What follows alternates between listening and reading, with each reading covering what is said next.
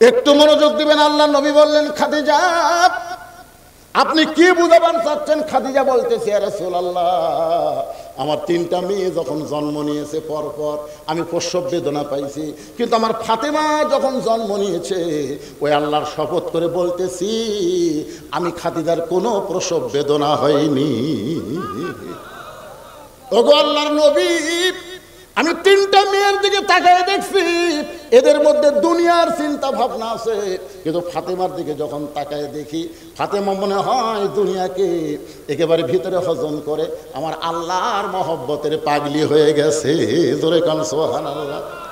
ওগো আল্লাহর নবী, এই ফাতেমা যখন জন্ম নিয়েছে আমি খাদিজা তার দিকে তাকায় দেখি তার 2টা হাত ইজ্জতের উপরে, আমি মা হইয়াও ফাতেমার ইজ্জত দেখতে পাইনি। যে মেয়েটা আমার জন্মসূত্রে পর্দা নিয়ে জন্ম নিয়েছে সেই মেয়েটাকে আল্লাহ যেন জান্নাতের 2 নম্বর ঘোষণা করে। আল্লাহ নবী বললেন, খাদিজা ফাতেমা জান্নাতি নয়, ফাতেমা জান্নাতি নয়। খাদিজা দৌড়ে এসে নবীর মুখ চেপে ধরে বলি, ইয়া রাসূলুল্লাহ, আপনি এমন কথা কেমনে বলতেছেন ফাতেমা জান্নাতি নয়? তাহলে ফাতেমা কি? রাসূল বললেন, ফাতেমা হলো জান্নাতি নারীদের নেত্রী।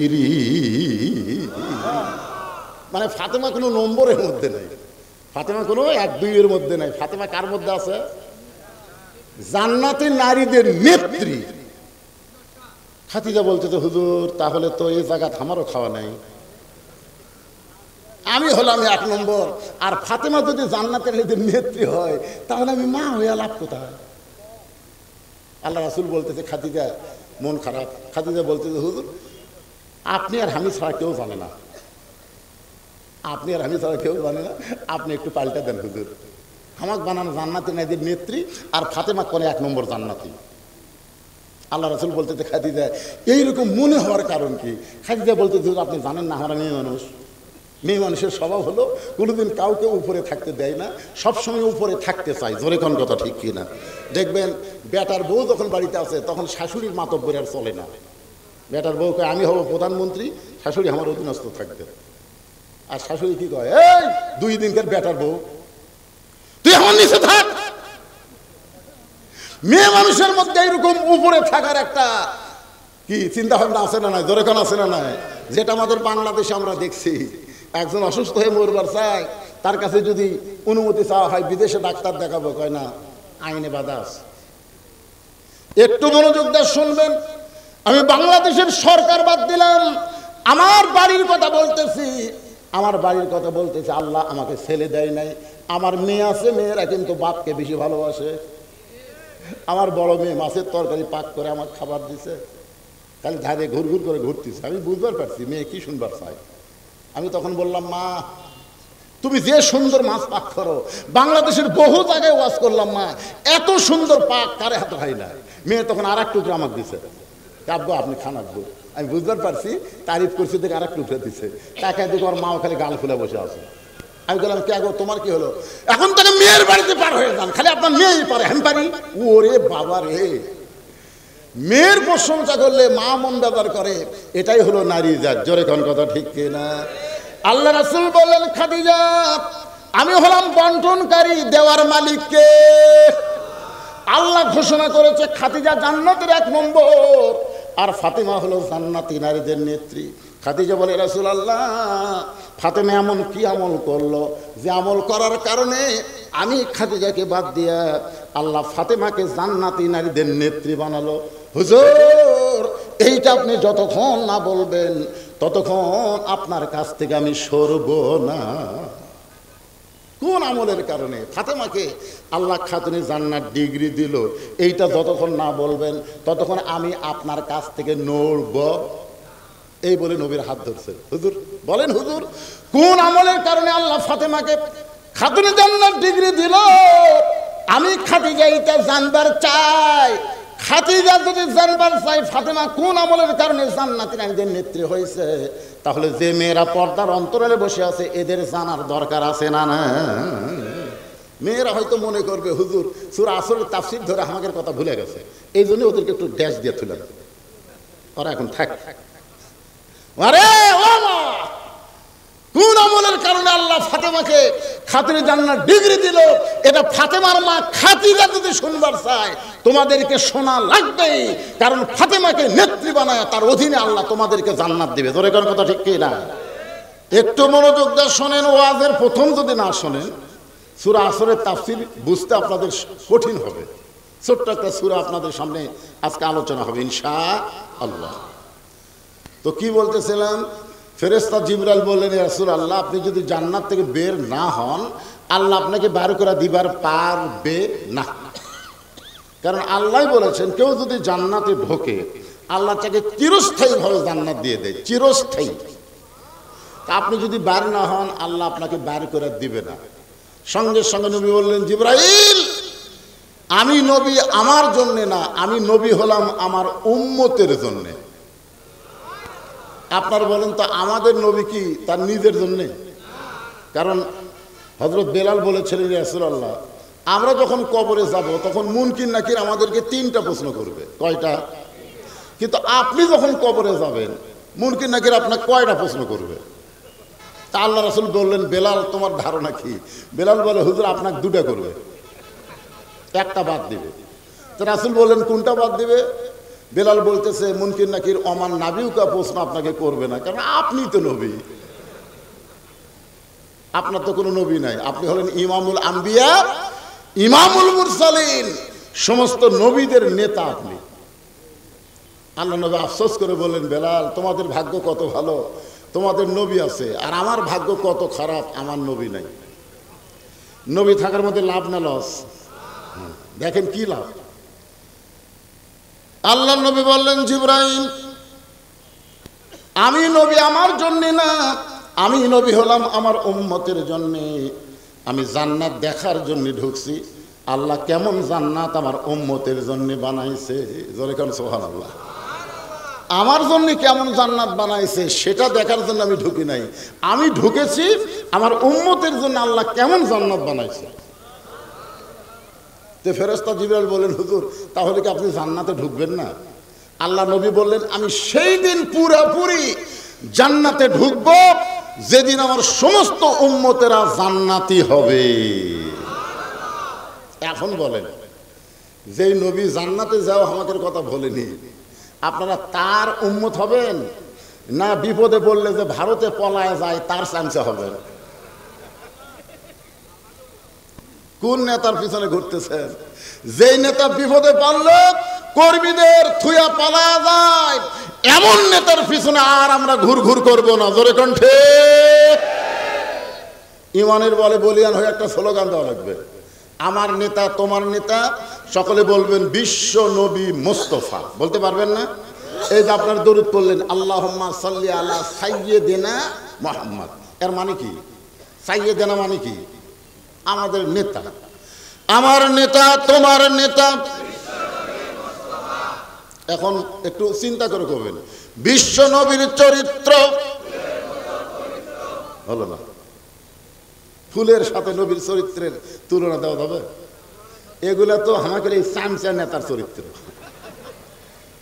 একজন চামচা বলতেছে, আমার নেতার চরিত্র ফুলের মতন পবিত্র, নামাজ পড়ে না, একক। আমার নবীর চরিত্র ইন্নাকা লা আলা খুলুকিন আযীম। আযীম বোঝেন আপনারা? আল্লাহর ৯৯টা নামের মধ্যে একটা নাম হলো আযীম। সবাই বলবেন বিশ্ব নবীর চরিত্র ফুলের চাইতেও পবিত্র। বিশ্ব নবীর চরিত্র এমন একজন নবী নেতা আল্লাহ আমাদের ভাগ্যে দান করেছেন, আমরা খুশি না বেজার? তাহলে জবান খুলে সমস্যারে বলি আলহামদুলিল্লাহ। এখন আসেন আল্লাহর প্রশংসা করার ৩ নম্বর কারণ। সবাই দেখেন, এটা তো দেখা ছাড়া আমাদের উপায় নাই। উপায় নাই রে, উপায় নাই রে, উপায় নাই, দূর থেকে কোরআন দেখা ছাড়া উপায় নাই। খালি বক্তা ওয়াজ করবে আর আপনারা দেখবেন। এই দেখার জন্য আল্লাহ কোরআন দেয় নাই, কোরআনকে 2 হাতে ধরতে হবে, কোরআনকে পড়তে হবে, কোরআনকে বুঝতে হবে, কোরআন মোতাবেক আমাদের চলতে হবে। জোরে কোন কথা ঠিক কি না? এখন যে ছেলেরা মেলা ঘুরতেছে ওদেরকে যদি বলি বাবা আসো তো কোরআনটা ধরো ধরো, হ্যাঁ অনেক যুবক কবে হুজুর আমি খাড়া হয়ে পেশাব করছি, পেশাব করে পানি নেই, কারণ কোরআন ধরার 1 নম্বর যোগ্যতা কি কন্ত? খালি অজু লয় রে পাগলা, অজু করলেই কোরআন ধরা যাবে? লা ইয়ামাসসুহু ইল্লাল মুতাহহারুন, ততক্ষণ পর্যন্ত তুমি কোরআন স্পর্শই করতে পারবা না যতক্ষণ তুমি পবিত্র না হবা। এখন চিন্তা করেন, যেই কোরআন ধরতে গেলে পবিত্র হওয়া লাগে, সেই কোরআন দিয়ে যদি আমাদের বাংলাদেশ চলে তাহলে আমাদের বাংলাদেশের অবস্থা কেমন হবে? খালি ভালো, কেমন ভালো। সারা জীবন তো দেখতেছেন ভাই, স্বাধীনতার পর থেকে আমি দেখতেছি, স্বাধীনতার পর থেকে আমরা সবাই দেখতেছি 54 বছর আমাদের দেখা শেষ। কি দেখবে না? আমরা বাপের দেশ দেখেছি, আমরা ভাইয়ের শাসন দেখেছি, চাচার শাসন দেখলাম, ভাবির শাসন দেখলাম, ভাস্তির শাসন দেখলাম। 54 বছর আমাদের দেখা শেষ।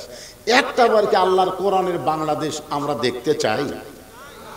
মুখ খুলে বলতেছেন না।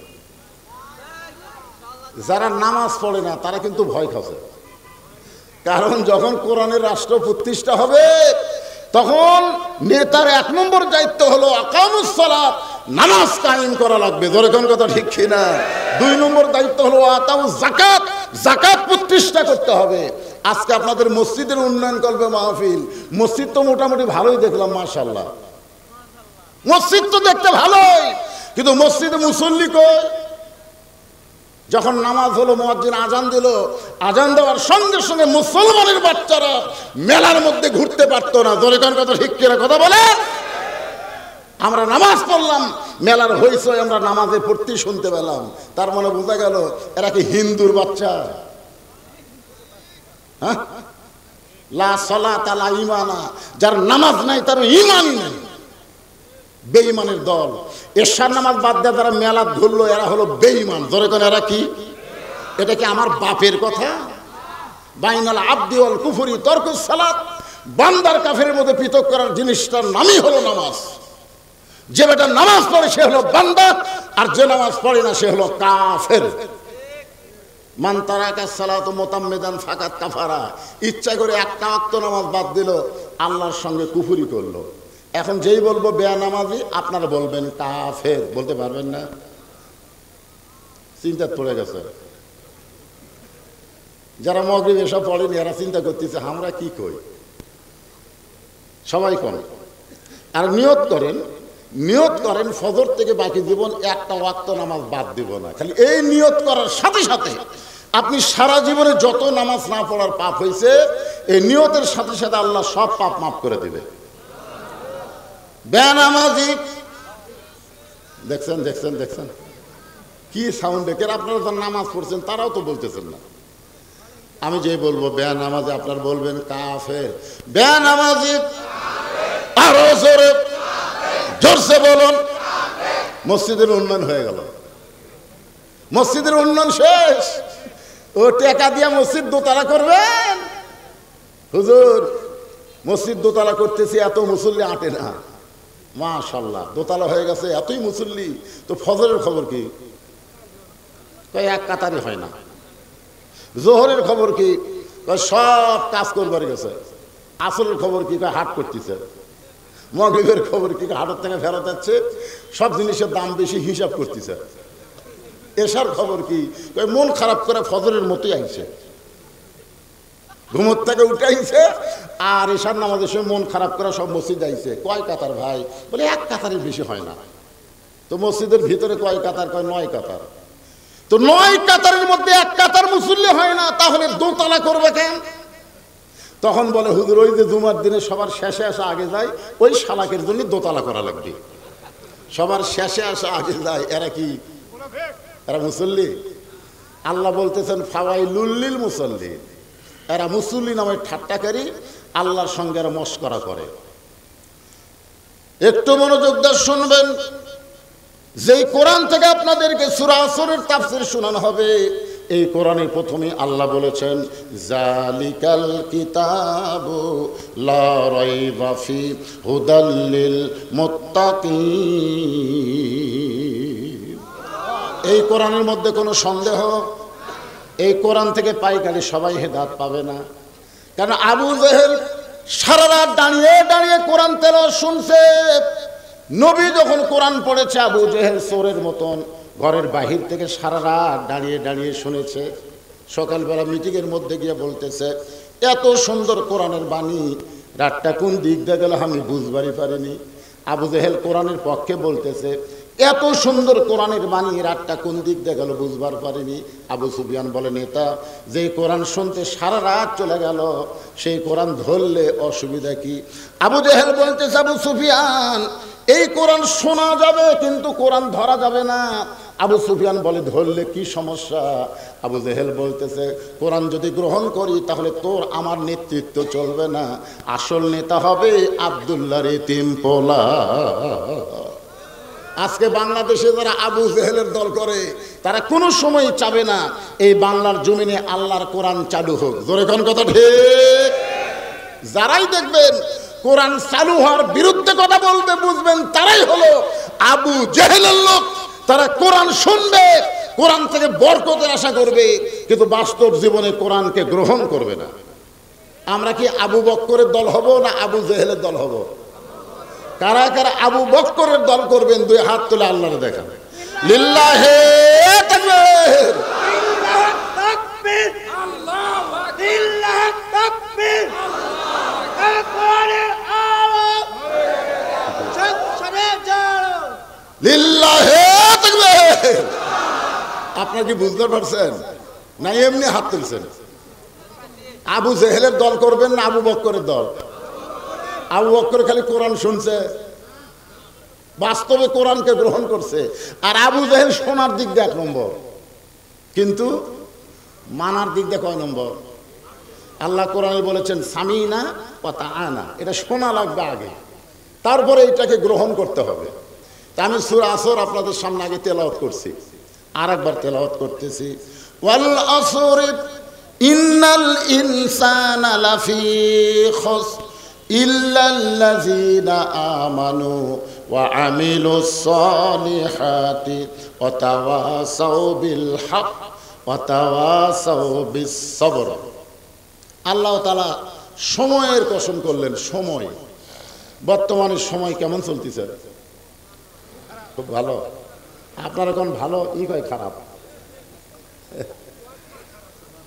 আসলে বর্তমান আওয়ামী লীগের সময় কেমন চলতেছে?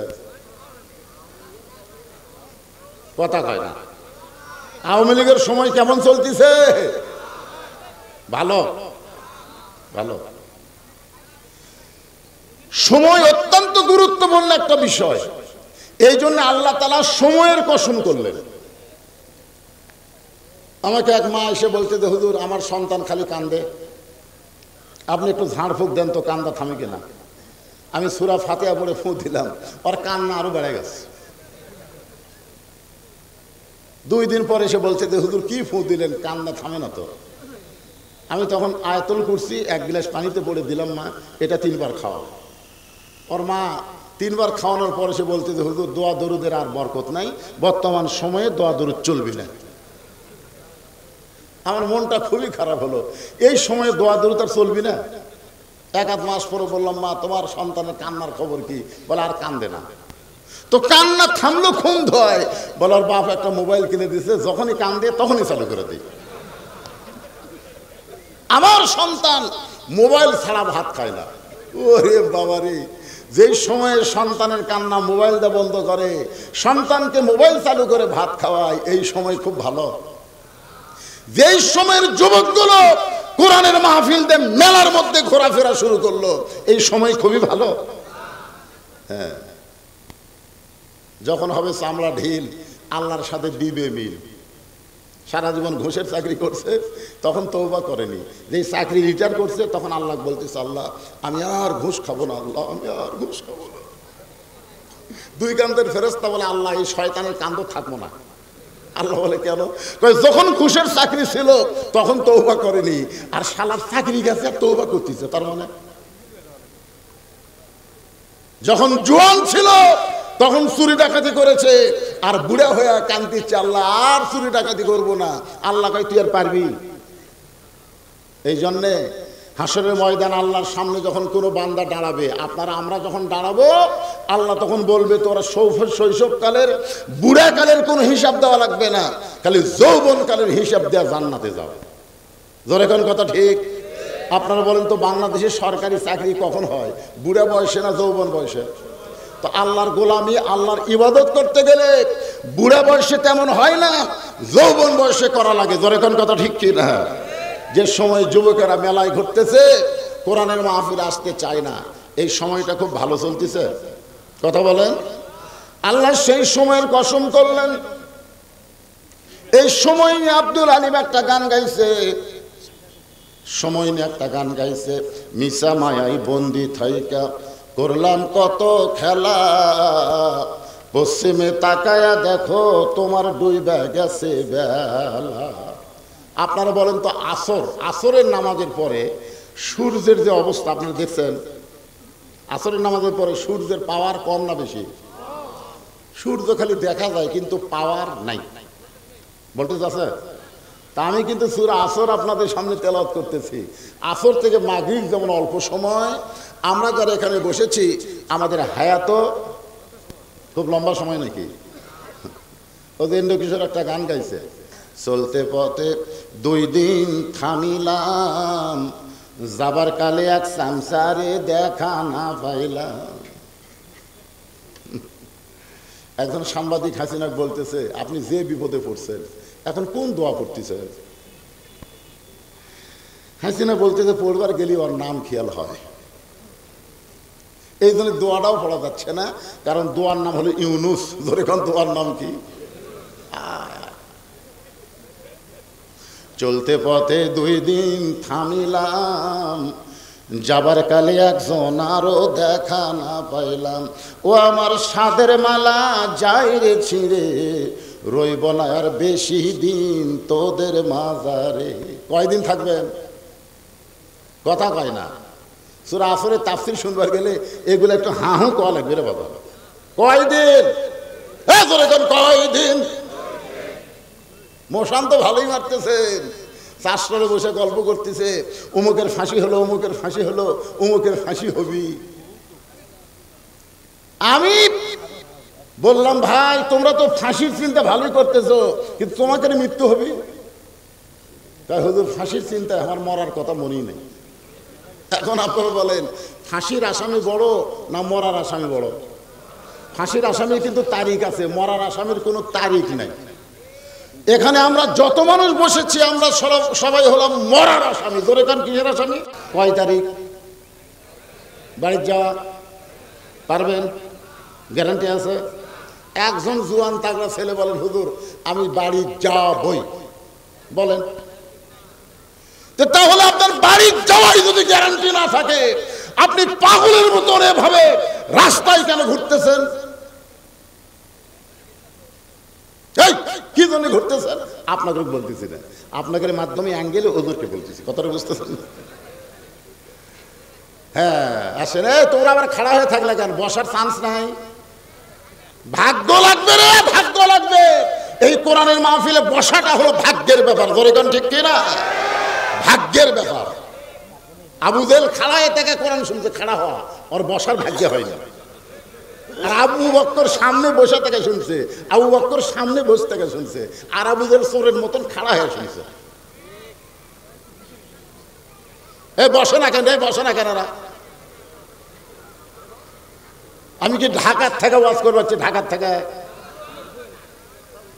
আপনারাও বগুড়ার সওয়াল, আমিও বগুড়ার সওয়াল, ফাটাফাটি ওয়াজ হবে। জোরে করে কথা ঠিক কিনা? হ্যাঁ বসেন। সূরা আসর খুব খেয়াল করে শুনবেন। ইন্নাল ইনসানা লাফি খুসর।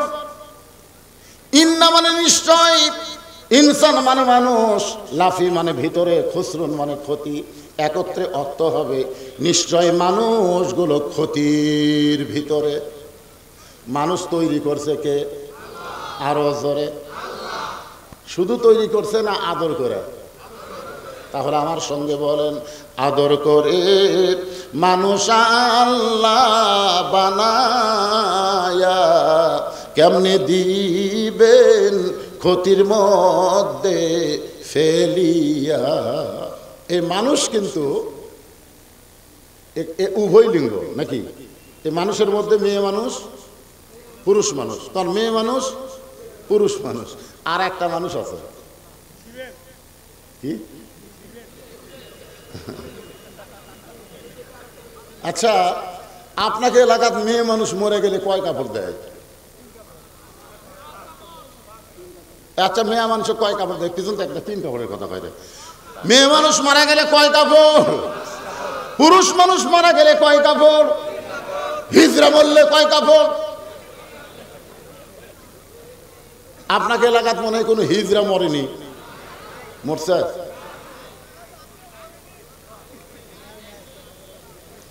একজন বলতে যে হিজড়া নাকি নাই। কেরে তাহলে শ্যামলী হোটেলের আগে এত ঘরে কারা? একদিন বগুড়াতে আমার 4-5টা হিজড়া ধরে 500 টাকা নিছে। গাড়ির সামনে সুৎকার চাই, হুজুর টাকা না দিলে আমরা গাড়ির সামনে শোকমো। বাধ্য হয়ে 500 টাকা দিয়েছি। সেই দিন থেকে নিয়ত করছে, আল্লাহ এই হিজড়া যেন সামনে না পড়ে। আজকে আমি আপনাদের শোনাই দিব ইনসান শব্দ দিয়ে পুরুষ কেন তৈরি হলো, নারী কেন তৈরি হলো, আর নারী পুরুষের মাঝখানে আল্লাহ হিজড়া কেন বানালো। কারণ হিজড়া যারা দুনিয়াতে আছে এদের উপরেও শান্তি নাই, তলেও শান্তি নাই। আচ্ছা আচ্ছা, আপনারা বলেন তো, হিজড়া উপরে উঠতে পারবে, ওরা তলে থাকতে পারবে? হায় হায়, মরদও না মেয়াও না। একটু মনোযোগ দিয়ে শুনবেন। সমস্ত মানুষ ক্ষতির ভিতরে, আদর করে আল্লাহ মানুষ তৈরি করে সেই মানুষকে ক্ষতির মধ্যে আল্লাহ কেন ফালাবে? আল্লাহ মানুষকে এত ভালোবাসে যে ভালোবাসার কারণে বললেন, ইল্লাল্লাযীনা আমানু ওয়া আমিলুস সলিহাতি ওয়া তাওয়াসাউ বিল হাক্কি ওয়া তাওয়াসাউ বিস সবর। এখানে আল্লাহ 4টা বিষয় উল্লেখ করলেন। ধরে কোন কয়টা? ওই আবার উঠলো কেরে? এবার হাতের স্যান্ডেল কাড়লেন, হাতের স্যান্ডেল কাড়লেন, স্যান্ডেল মাথার উপর দিয়ে চাপ পাখের মাথার দাম নেই। এটা আর একটা লিখে, আর একটা লিখে দেখছেন।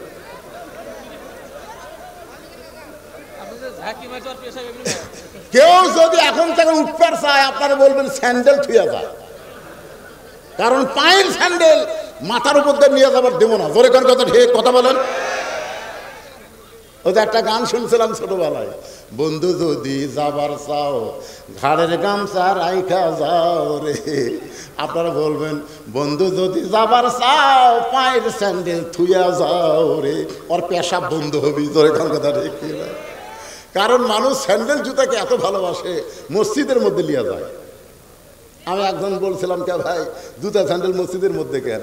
হুজুর বেড়াচ্ছে, গ্যারান্টি আছে। দেখছেন, আল্লাহ কোরআনে আল্লাহ আইন করেছে, চোর চুন্নির হাত কাটা যাও। বাংলাদেশে একটা চোরের হাত কাটলে জুতা দরজাত কেন, সোনার টোপলাও যদি মসজিদের দরজাত রাখা হয়, ভুল করেও কেউ হাত দিবি না। ধরে কোন কথা, ঠিক কিনা? যদি হাত দিবার যায়, এরকম যাচ্ছে না। আরে শোনেন, যেটাই হোক আগে খুঁজলে তারপরে কোনটা কাটা লাগবে। বিবেক বিবেক সাইজ হয়ে যাবে। যাই হোক, ওগুলার আলোচনায় পরে আসতেছি। কাটাকাটির আলোচনা এখন নয়, এখন সাটাসাটি।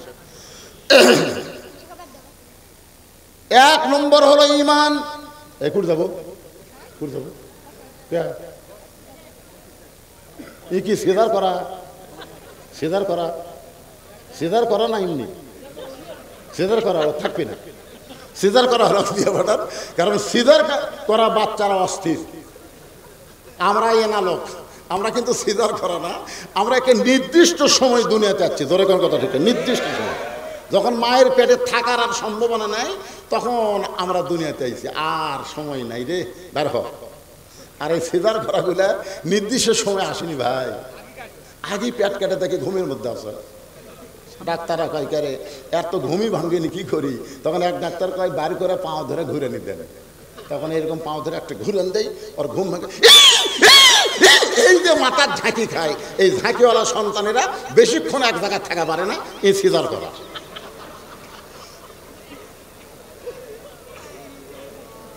হাসতেছেন, সারা জীবন গান গাইলাম, কি বলবো প্রসবের কথা, মা বিনে সেই ব্যথা কেউ তো বুঝিবে না। মাজন ঠেকিয়া সন্তানের দায়, অকালে মা মারা যায়, কেন সে মায়ের ভক্তি করো না? এমন দরদি ভাবে কেউ হবে না আমার মা, মা গো। আর এই গান চলবি, এই গান আর চলবি? একটা ভ্যানালার বউ পর্যন্ত পেট কাটা বাচ্চা লাগে, আর এই গান চলবি না। ইমান যদি ঠিক না থাকে, আপনি যতই আমল করেন, একটা আমল আল্লাহর দরবারে কবুল হবে। এখন বলেন তো আমাকে ইমানের খবর কি? আসরের নামাজ পড়ে জমি ধান দেখবার গেছে, আসরের নামাজ পড়ে ধান দেখবার যায়, দেখে উপর জমির পানি চলফল করতেছে, নিচে ওর জমির পানি নাই। আরে উপরে এত পানি, আমার ডাক পানি নাই। ওই তখন চারিদিকে তাকাছে,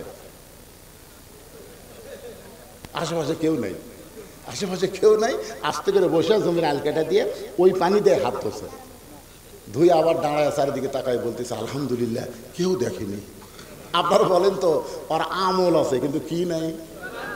ইমান যদি থাকতো, ও তখন বলতো কেউ না দেখলো আল্লাহ দেখতেছে। জোরে কোন ঠিক কিনা? 18 সালের নির্বাচন, দিনত না রাতত? হ্যাঁ, সকালবেলা সে গল্প করতেছে, তুই কয়টা মারলু? তোকে আমি 1 মুড়ি মারছি। 1 মুড়ি মানে 100টা।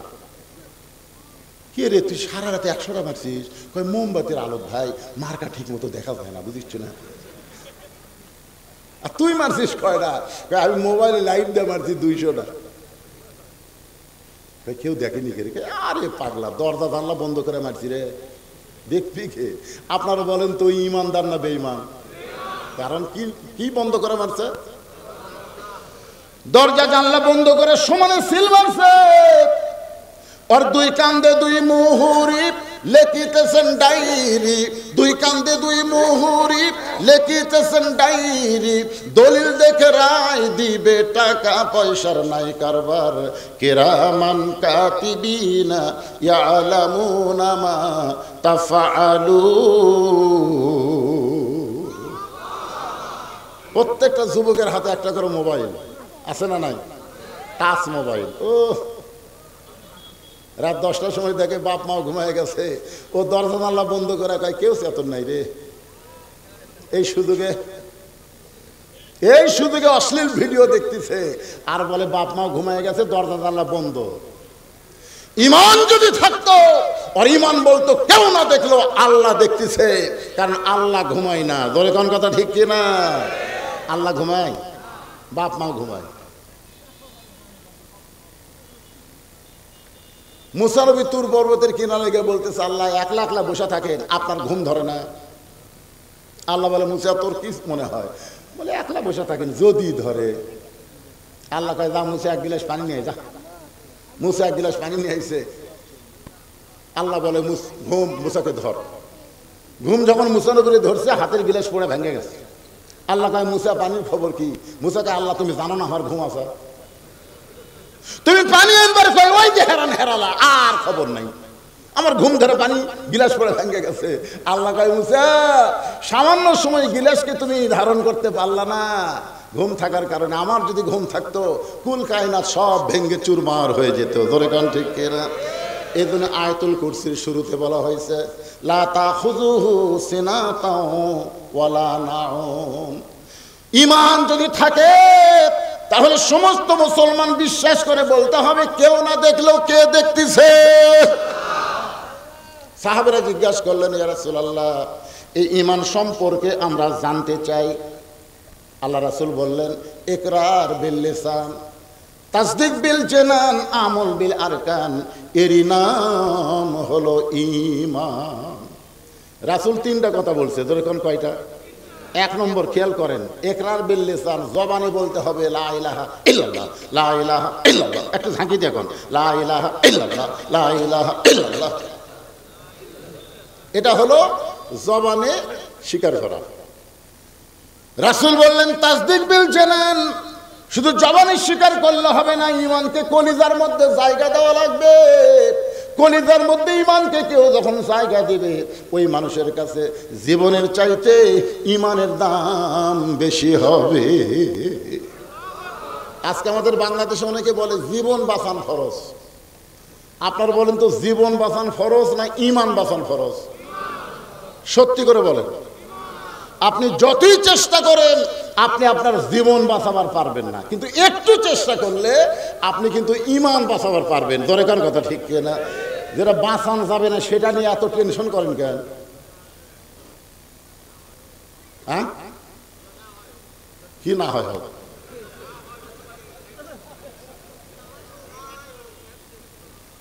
দরকার হলে জীবন দিব, কিন্তু বাতিলের সঙ্গে কোনো আপোষ করব না। জোরে কোন ঠিক? উকিল বলতেছে মতিউর রহমান নিজামীর নাম শুনছেন? ওনাকে বলতেছে, ভাই আপনার তো ফাঁসি কার্যকর হবে, আপনি একটা কাম করেন, রাষ্ট্রপতির কাছে বাঁচার দরখাস্ত লেখেন। রাষ্ট্রপতি যদি আপনাকে মাফ করে দেয় আপনার আর ফাঁসি হবে না। মতিউর রহমান নিজামী মুচকি মুচকি হাসতেছে। উকিল বলে, আমি আপনাকে ভালো কথা বললাম, আপনি হাসেন কেন? বলে, হাসার কারণ হলো তোমার কথা শুনে হাসি লাগতেছে। তুমি আমাকে বলতেছো রাষ্ট্রপতির কাছে দরখাস্ত লেখেন, আমি আমার জীবনে বাংলাদেশে 3টা রাষ্ট্রপতিকে ক্ষমতা থাকা অবস্থায় মরা দেখছি। যার কাছে জীবন ভিক্ষা নিবার বলতেছো এরকম 3 জন। তোর এখন কয়জন? একটা হলো মুজিবুর রহমান, জিয়াউর রহমান, জিল্লুর রহমান। সব কয়টার পিছনে রহমান আছে। তোর এখন ঠিক কিনা? একটা হলো মুজিবুর, আর একটা কি জিয়াউর রহমান, জিল্লুর রহমান। এই 3 জন রহমান ক্ষমতায় থাকা অবস্থায় মারা গেছে। যে প্রেসিডেন্ট ক্ষমতায় থাকা অবস্থায় মরে, কোন ইমানদার তার কাছে বাঁচার দরখাস্ত লিখবে? যারা নিজেরাই মরে যায় তারা আমার কি বাঁচাবে? উকিল বলতেছে এই কারণে আপনার ফাঁসি হবে। মতিউর রহমান নিজামী বলতেছে ফাঁসি হবে কিন্তু আমার মৃত্যু হবে না। উকিল বলে, আপনি কি পাগল হলেন? ফাঁসি হবে মৃত্যু হবে না। তখন বলতেছে আমার ঈমান বলতেছে, ওয়ালা তাকুলু লিমান ইউকতালু ফি সাবিলিল্লাহি আমওয়াতুন বাল আহইয়াউ ওয়ালাকিন লা তাশউরুন।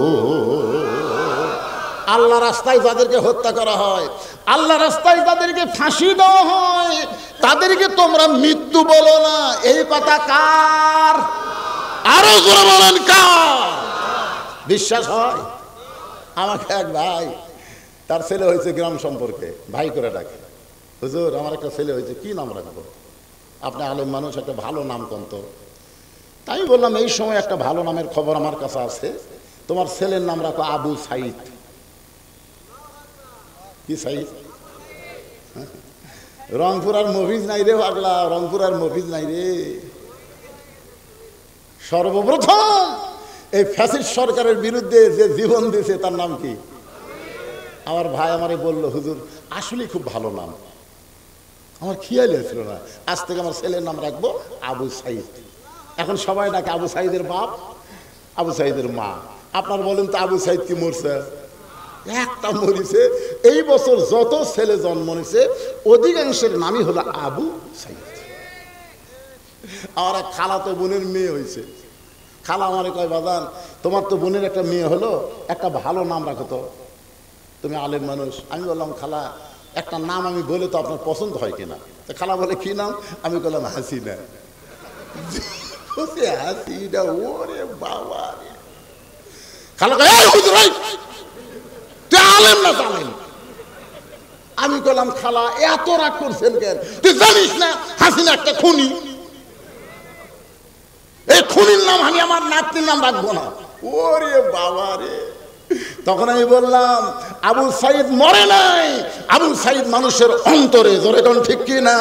আর হাসিনার নাম ওরাও পৌঁছে গেছে, কেউ তার নাম রাখতে চাচ্ছে না।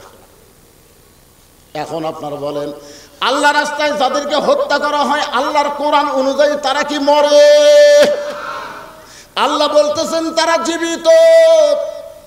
তাসদিক বিল জানান, কলিজার মধ্যে যখন ঈমান থাকবে ওই ব্যক্তি দরকার হলে মৃত্যুবরণ করবে, কিন্তু বাতিলের সঙ্গে আপোষ করবে না। তার কাছে জীবনের চাইতে ঈমানের দাম অনেক বেশি হবে। আপনাদের কাছে জীবনের চাইতে ঈমানের দাম বেশি মনে হয়, এরকম কারা কারা আছেন? একটু হাত তুলে আল্লাহকে দেখান তো দেখি। এ ভাই, এই খালি খালি হাত তোলেন না, একটু বুঝে শোনা তোলেন তো। এই দেখেন, মুরব্বী তোলেনি, মুরব্বী তোলেনি। আপনারা না বুঝাই তুললেন, মুরব্বী বুঝাই তোলেনি। না না, সেজন্য না, জীবনের চাইতে ঈমানের দাম বেশি না কম সেটা।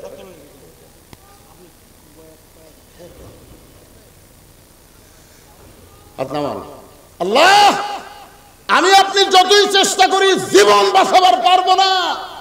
মাইকেল জ্যাকসন জীবন বাঁচানোর জন্য 10টা বিশেষজ্ঞ ডাক্তার সেট করছিল, 150 বছর বাঁচছি। কয় বছর? 49 বছরই মরে গেল। কি বুঝলেন? কিন্তু একটু চেষ্টা করেন তাহলে ঈমান রক্ষা পাবে। তাসদিক বিল জানানের পরে আমল বিল আরকান, ঈমান অনুযায়ী আমল করা লাগবে, ঈমান অনুযায়ী আমল করা লাগবে। আপনার ঈমান কি চাই সেই অনুযায়ী আমল করবেন।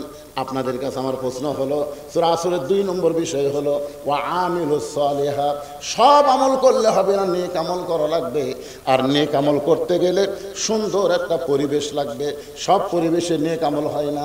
বর্তমান যেই পরিবেশে বাংলাদেশে চলতেছে, বাবা নামাজ পড়ে কিন্তু বেটা নামাজ পড়ে না। ধরে কোন কথা ঠিক কি না? পড়ে, বাবা নামাজ পড়ে, ফজরের নামাজ বাবা চেতন পায়, ছেলে চেতন পায় না। কারণ ছেলে 3টা পর্যন্ত আর্জেন্টিনার খেলা দেখছে, মেসি কিভাবে গোল করছে সব খবর ওর জানা আছে। কিন্তু আর সালাতু খায়রুম মিনান নাওম ছেলে শুনবার পায় না। কারণ 3টা পর্যন্ত চেতন থেকে তখন ঘুমায় যায়। ফজর আজান যখন কানের মধ্যে আসে ওর বিরক্ত লাগে, ও ল্যাপ টান দিয়ে মাথার উপরে রাখছে, পা কোন বার হয়ে থাকবে, পাও টানা বুকের কাছে নিয়ে আইছে। বাবা যাওয়ার সময় জানলা দিয়ে দেখে ঘরের মধ্যে বেটা নাই, মনে হয় ল্যাপের তলে চাউলের বস্তা লুকিয়ে থোছে। আপনারা বলেন তো, ল্যাপের তলে কি? চাউলের বস্তা। মানে মাথাও নাই, পাও নেই। বাবা আস্তে করে এসে ল্যাপের কোনা টান দিয়ে দেখে, ওরে বাবারে, ছেলের সাইজ ল্যাপের ভিতর, আর সকালবেলা সাইড ঠেবে কুত্তার সাইজ, একই সাইজ। আপনারা সকালবেলা সাইড ঠেবে শীতের দিন কুত্তা দেখছেন? আর আগা মাথা বোঝা যায়, এমন জিলাপির পেঁয়াজের বোতল শুয়ে থাকে। আর যারা ফজর নামাজ বাদ দিয়ে ল্যাপের মধ্যে শুয়ে থাকে, এরকে সাইজ কিরকম? কথা কয় না বা, কথা কয় না রে। আমিলুস সালিহার উপর আলোচনা চলতেছে, কথা বলা লাগবে তো। নেক আমল করবার গেলে 1 নম্বর নেক আমল হলো নামাজ। যার নামাজ নাই তার ঈমান নাই। যার নামাজ নাই, লা সালাত আলা ঈমান, যার নামাজ নাই তার ঈমান নাই। তাহলে যত আমল আপনি করবেন নেক আমল, তার মধ্যে 1 নম্বরের নাম কি? আরো জোরে। পুরুষের জন্য 1 নম্বর হলো নামাজ। আর পর্দার অন্তরালে যারা শুনতেছে তাদের জন্য 1 নম্বর নেক আমল কিন্তু নামাজ না। মা বোনদের জন্য 1 নম্বর নেক আমল হলো পর্দা। মা বোনদের যদি পর্দা না থাকে, ওই যতই নামাজ পড়ুক রোজা করুক কোনো কাম হবে না। মেয়েদের জন্য 1 নম্বর নেক আমলের নাম হলো পর্দা। পুরুষের জন্য 1 নম্বর নেক আমলের নাম হলো নামাজ। জোরে বলেন, পুরুষের জন্য 1 নম্বরের নাম কি? আর নারীদের জন্য 1 নম্বরের নাম কি? আমার মা বোনেরা যারা পর্দার অন্তরালে বসে আছেন, মা আপনারা অনেকেই বলবেন, হুজুর ফাতেমার ওয়াজ কেন ধরে না? ফাতেমার ওয়াজ কেন ধরে না? মেয়েরা আমাকে মাঝে মধ্যে মোবাইল করে বলে, হুজুর যত জায়গায় ওয়াজ করতে যাবেন ফাতেমার জীবন থেকে কিছু ওয়াজ করে শোনাবেন। কারণ আল্লাহ রাসূল বলেছেন, সাইয়্যিদাতুন নিসা আহলিল জান্নাহ ফাতেমাতুজ জোহরা। নারীদের ভিতরে ফাতেমাকে জান্নাতি নারীদের নেত্রী বানাইছে কে? কোন আমলের কারণে? এটা বোঝা লাগবে। ফাতেমা কিন্তু নামাজের কারণে ডিগ্রি পায়নি, রোজার কারণে ডিগ্রি পায় নাই, এই ডিগ্রি পাইছে পর্দার কারণে। গভীর রাত্রে খাদিজাতুল কুবরা নবীর হাত ধরে কাঁদতেছে। আল্লাহ রাসূল বলে, খাদিজা কান্দার কারণ কি? বলে, হুজুর যে কোনো সময় মরে যাবো, যে কোনো সময় খাদিজার মৃত্যু হবে, তো মরার আগে খাদিজার কি কোনো খোঁজ খবরই নাই? আল্লাহ রাসূল খাদিজার কপালে একটা চুমা দিয়ে বলেন, খাদিজা আপনি কি জানেন এই দুনিয়াতে 10 জন পুরুষকে আল্লাহ জান্নাতের সার্টিফিকেট দিছে, 10 জন নারীকেও আল্লাহ জান্নাতের সার্টিফিকেট দিছে। সুবহানাল্লাহ বলেন। খাদিজা বলে, হুজুর আমি শুধু জানি 10 জন পুরুষকে আল্লাহ জান্নাতের সার্টিফিকেট দিয়েছে। 1 নম্বর আবু বকর, 2 নম্বর ওমর, 3 নম্বর ওসমান, 4 নম্বর আলী, 5 নম্বর আব্দুর রহমান ইবনে আওফ, 6 নম্বর জুবাই, 7 নম্বর তালহা, 8 নম্বর সাদ ইবনে আবি ওয়াক্কাস, 9 নম্বর হলো আবু সাইদ, আর 10 নম্বর হলো ওবাদা ইবনুল জাররা। এই 10 জনই হলেন আশারে মুবাশশারা। রাসূল বলতেছে, খাদিজা খালি 10 জন পুরুষের নাম জানলে হবে না, 10 জন নারীকেও আল্লাহ জান্নাতের সার্টিফিকেট দিছে। আল্লাহ রাসূল বললেন, পুরুষের মধ্যে 1 নম্বর হলো আবু বকর, আর নারীদের মধ্যে 1 নম্বর হলো খাদিজাতুল কুবরা। এই কথা যেই শুনছে, মা খাদিজা চোখের পানি মুছতে মুচকি মুচকি হাসতেছে। আল্লাহ রাসূল বলে, খাদিজা আল্লাহ আপনাকে 1 নম্বর ঘোষণা করলো, নারীদের মধ্যে 2 নম্বর কে হলে ভালো হয়? কারণ খাদিজা হলেন আল্লাহর নবীর বিবি, আর বিবির সঙ্গে নবী একটু মশকরা পছন্দ করতেন। আমাদের নবী কিন্তু শুধু নবী না, বিবির কাছে যখন আসতেন তখন আর নবী থাকতেন না। সুবহানাল্লাহ। নবী বসে আছেন ঘরে, ইতিমধ্যে মা আয়েশা ঘরের মধ্যে ঢুকছে। নবী আস্তে করে উঠে দরজা জানলা বন্ধ করে দিচ্ছে। মা আয়েশা থরথর করে কাঁপতেছে। আল্লাহ রাসূল বলে, আয়েশা কাঁপো কেন? বলে, হুজুর আপনার জুতার পরশে আল্লাহর আরো ধন্য হয়ে গেছে। সেই ঘরে আয়েশা ঢুকছে, যদি কোনো বেয়াদবি হয়। আল্লাহ রাসূল বলে, আয়েশা একজন নবীর জুতার পরশে আল্লাহর আরো ধন্য হয়েছে, একজন নবীর। আয়েশা বলে, হুজুর আপনি তো সেই নবী। রাসূল বলেন, আমি সেই নবী ছিলাম রে, সেই নবী ছিলাম রে। আয়েশা বলে, এটা কেমন কথা? সেই নবী ছিলাম রে, বর্তমানে কি? বর্তমানে দরজা জানলা বন্ধ আছে। আমি আর নবী নই রে আয়েশা, আমি হলাম স্বামী, তুমি আমার বিবি। সুবহানাল্লাহ কর না? হ্যাঁ, আমি হলাম স্বামী, তুমি আমার বিবি। এই বলে নবী 2 হাত বাড়ায়া দেয়। মা আয়েশা দৌড়ে এসে নবীর বুকের মধ্যে মাথা দিয়ে বলে, আল্লাহ আমার নবী শুধু বিশ্ব নবী না, আমার নবী হলেন পৃথিবীর 1 নম্বর স্বামী। এই কথা যেই মা আয়েশা কছে, আল্লাহ নবী আস্তে করে দেখ, আমার দিকে দেখেন, এই ডান হাতখানা বুকের উপর একটা চাপা দিছে, পিঠের উপর একটা চাপা মারছে। কি মনে করতেছে নিজের বউকে বুকের মধ্যে চাপা মারবেন? যেই বুকে চাপা মারছে, সঙ্গে সঙ্গে আল্লাহর আরশ খুশি হয়ে আল্লাহ বলতে, এই জিবরাইল যাও নবীর কাছে গিয়ে খোঁজ খবরই দাও। ফেরেশতা জিবরাইল নবীর কাছে এসে বলতেছে, ইয়া রাসূলুল্লাহ আপনি ঘরের মধ্যে কি আমল করতেছেন আমি জানি না, তবে আল্লাহর আরশ খুশি হয়ে আল্লাহ ঘোষণা করলেন, হুন্না লিবাসুল লাকুম ওয়া আনতুম লিবাসুল লাহুন্না। স্বামী হলো বিবির পোশাক, বিবি হলো স্বামীর পোশাক। সুবহানাল্লাহ, মাশাআল্লাহ। নিজের বউকে বুকের মধ্যে নিয়ে একটু পিঠের উপর ঠাসি মারবেন, তাই বাবা অন্য কাউকে তার মারেন না, তারা বুঝলেন? হ্যাঁ, এখন আবার বাংলাদেশে 14 ফেব্রুয়ারি পালন হয় তো অন্য কাউকে মারার অভ্যাস করছে। একটু মনোযোগ দেন। আল্লাহ রাসূল বললেন, খাদিজা আপনি যদি নারীদের মধ্যে 1 নম্বর জান্নাতি হন, তাহলে 2 নম্বর কে হলে ভালো হয়? আপনার বলেন তো, আল্লাহর নবী জানে কি জানে না? এরকম জানে কি জানে না? সবাই জানার আগে আল্লাহর কথা সবাই জানার আগে জানে কে? নবী। এই জন্য তাহিরি একটা গান গাইছে, তাহিরি গান শুনছেন? আল্লাহর ধন নবীরে দিয়া, আল্লাহ আছে গায়েব হইয়া। এই পর্যন্ত যদি তাহিরি বলতো আমরা কোনো দোষ পাইতাম না। আল্লাহর ধন নবীরে দিয়া, আল্লাহ আছে গায়েব হইয়া, আল্লাহর কোরআন নবীরে দিয়া, আল্লাহ আছে গায়েব হইয়া, ঠিকই আছে। কিন্তু তাহিরি এরপরে যেইটা কইছে, নবীর ধন খাজানিয়া, এইটা ঠিক না। কারণ নবীর ধন শুধু একটা খাজানা, নবীর ধন পেয়েছে আলেম ওলামারা। জোরে কোন কথা ঠিক কি না? এই খাজানিয়া তাও না হয় মোটামুটি মানা যায়, কিন্তু এরপরে যে এটা মানবেন?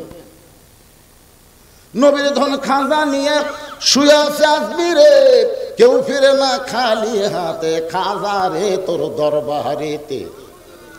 2-1 জন নাউজুবিল্লাহ করলেন, কারণ সবাই কোয়া যায় না।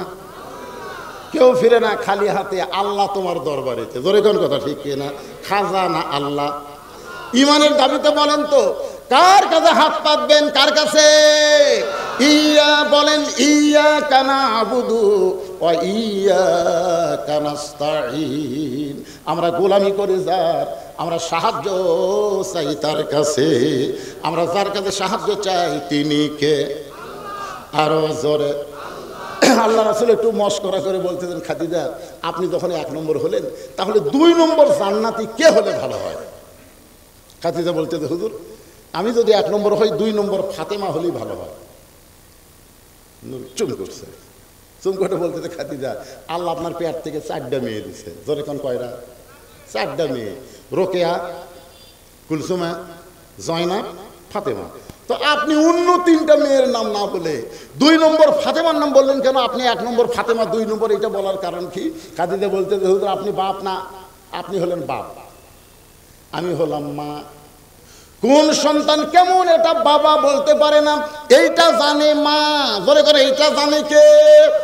বাবা আনন্দে মাতিয়া সাগরে ভাসাইয়া সেই যে চইলা যায় খবর লয় না, মাজন ধরিয়া উদরে কতই কষ্ট করে, 10 মাস পরে পায় প্রসবের বেদনা, এমন দরদি ভবে কেউ হবে না আমার মা গো। আপনাদের কাছে আমি জানতে চাই, বাবা যদি ভালো হয় তাহলে সন্তান ভালো হবে না? বাবা ভালো হলে সন্তান ভালো হবে না রে পাগলারা। মা যদি ভালো হয় সন্তান আল্লাহর ওলি হয়। জোরে কোন কথা ঠিক কি না? যার প্রমাণ হলো ইয়াকুব নবী। ইয়াকুব নবী একদিন নির্জনে বসে আল্লাহর কাছে কাঁদতেছে, আল্লাহ আমি নবী হয়ে সন্তান জন্ম দিলাম 12টা। জোরে কোন কয়টা?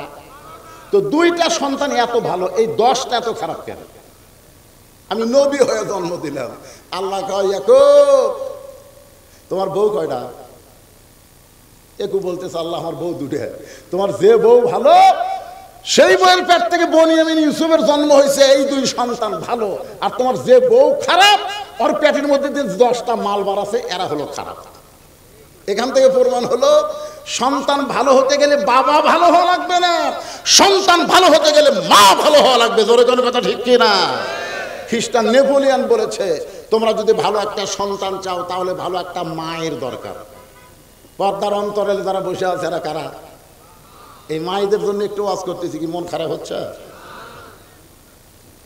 একটু মনোযোগ দিবেন। আল্লাহ নবী বললেন, খাদিজা আপনি কি বুঝাবেন চাচ্ছেন? খাদিজা বলতেছে, ইয়া রাসূলুল্লাহ আমার 3টা মেয়ে যখন জন্ম নিয়েছে পরপর আমি প্রসব বেদনা পাইছি, কিন্তু আমার ফাতেমা যখন জন্ম নিয়েছে ওই আল্লাহর শপথ করে বলতেছি আমি খাদিজার কোনো প্রসব বেদনা হয়নি। ওগো আল্লাহর নবী আমি 3টা মেয়ের দিকে তাকায় দেখছি, এদের মধ্যে দুনিয়ার চিন্তা ভাবনা আছে, কিন্তু ফাতেমার দিকে যখন তাকায় দেখি ফাতেমা মনে হয় দুনিয়াকে একেবারে ভিতরে হজম করে আমার আল্লাহর মহব্বতের পাগলি হয়ে গেছে। জোরে কান সুবহানাল্লাহ। ওগো আল্লাহর নবী এই ফাতেমা যখন জন্ম নিয়েছে আমি খাদিজা তার দিকে তাকায় দেখি তার 2টা হাত ইজ্জতের উপরে, আমি মা হইয়াও ফাতেমার ইজ্জত দেখতে পাইনি। যে মেয়েটা আমার জন্মসূত্রে পর্দা নিয়ে জন্ম নিয়েছে সেই মেয়েটাকে আল্লাহ যেন জান্নাতের 2 নম্বর ঘোষণা করে। আল্লাহ নবী বললেন, খাদিজা ফাতেমা জান্নাতি নয়, ফাতেমা জান্নাতি নয়। খাদিজা দৌড়ে এসে নবীর মুখ চেপে ধরে বলি, ইয়া রাসূলুল্লাহ আপনি এমন কথা কেমনে বলতেছেন ফাতেমা জান্নাতি নয়? তাহলে ফাতেমা কি? রাসূল বললেন, ফাতেমা হলো জান্নাতি নারীদের নেত্রী। মানে ফাতেমা কোনো নম্বরের মধ্যে নাই, ফাতেমা কোনো 1-2 এর মধ্যে নাই। ফাতেমা কার মধ্যে আছে? জান্নাতি নারীদের নেত্রী। খাদিজা বলতে, তো হুজুর তাহলে তো এই জায়গা আমারও খাওয়া নাই, আমি হলাম 1 নম্বর, আর ফাতেমা যদি জান্নাতের নেত্রী হয় তাহলে আমি মা হইয়া লাভ কোথায়? আল্লাহ রাসূল বলতেছে, খাদিজা মন খারাপ। খাদিজা বলতেছে, হুজুর আপনি আর আমি ছাড়া কেউ জানে না, আপনি আর আমি ছাড়া কেউ জানে না, আপনি একটু পাল্টা দেন হুজুর, আমাকে বানানো জান্নাতি নারীদের নেত্রী আর ফাতেমা কোন 1 নম্বর জান্নাতি। আল্লাহ রাসূল বলতেছে, খাদিজা এইরকম মনে হওয়ার কারণ কি? খাদিজা বলতে, আপনি জানেন না আমরা মেয়ে মানুষ, মেয়ে মানুষের স্বভাব হলো কোনোদিন কাউকে উপরে থাকতে দেয় না, সবসময় উপরে থাকতে চায়। জোরে কোন কথা ঠিক কিনা? দেখবেন বেটার বউ যখন বাড়িতে আছে তখন শাশুড়ির মাতব্বর আর চলে না। বেটার বউকে আমি হব প্রধানমন্ত্রী, শাশুড়ি আমার অধীনস্থ থাকবে। আর শাশুড়ি কি কয়, এই 2 দিনকার বেটার বউ তুই আমার নিচে থাক। মেয়ে মানুষের মধ্যে এরকম উপরে থাকার একটা কি চিন্তা ভাবনা আছে না নাই? জোরে কোন আছে না নাই? যেটা আমাদের বাংলাদেশে আমরা দেখছি। একজন অসুস্থ হয়ে মরবার চায়, তার কাছে যদি অনুমতি চাওয়া হয় বিদেশে ডাক্তার দেখাবো, কয় না, আইনে বাধা আছে। একটু মনোযোগ দিয়ে শুনবেন, আমি বাংলাদেশের সরকার বাদ দিলাম, আমার বাড়ির কথা বলতেছি। আমার বাড়ির কথা বলতেছি। আল্লাহ আমাকে ছেলে দেয় নাই, আমার মেয়ে আছে, মেয়েরা কিন্তু বাপকে বেশি ভালোবাসে। আমার বড় মেয়ে মাছের তরকারি পাক করে আমার খাবার দিছে, খালি ধারে ঘুরঘুর করে ঘুরতেছে। আমি বুঝবার পারছি মেয়ে কি শুনবার চাই। আমি তখন বললাম, মা তুমি যে সুন্দর মাছ পাক করো, বাংলাদেশের বহু জায়গায় ওয়াজ করলাম, মা এত সুন্দর পাক কারে হাতে হয় না। মেয়ে তখন আর এক টুকরো আমাকে দিছে, কাব্য আপনি খান আব্বু। আমি বুঝবার পারছি তারিফ করছি, দেখে আর এক টুকরো দিছে। তাকে দেখো ওর মাও খালি গাল খুলে বসে আছে। আমি বললাম, কে গো তোমার কি হলো? এখন তাকে মেয়ের বাড়িতে পার হয়ে যান, খালি আপনার মেয়েই পারে। হ্যাঁ পারি। ওরে বাবা রে, মেয়ের প্রশংসা করলে মা মন ব্যবহার করে, এটাই হলো নারী জাত। জোরে কোন কথা ঠিক কিনা? আল্লাহ রাসূল বললেন, খাদিজা আমি হলাম বন্টনকারী, দেওয়ার মালিককে। আল্লাহ ঘোষণা করেছে খাদিজা জান্নাতের 1 নম্বর, আর ফাতেমা হলো জান্নাতি নারীদের নেত্রী। খাদিজা বলে, রাসূলুল্লাহ ফাতেমা এমন কি আমল করলো যে আমল করার কারণে আমি খাদিজাকে বাদ দিয়া আল্লাহ ফাতেমাকে জান্নাতি নারীদের নেত্রী বানালো? হুজুর এইটা আপনি যতক্ষণ না বলবেন ততক্ষণ আপনার কাছ থেকে আমি সরব না। কোন আমলের কারণে ফাতেমাকে আল্লাহ খাতুনে জান্নাত ডিগ্রি দিল, এইটা যতক্ষণ না বলবেন ততক্ষণ আমি আপনার কাছ থেকে নড়ব। এই বলে নবীর হাত ধরছে। হুজুর বলেন, হুজুর কোন আমলের কারণে আল্লাহ ফাতেমাকে খাতুনে জান্নাত ডিগ্রি দিল? আমি খাদিজা এটা জানবার চাই।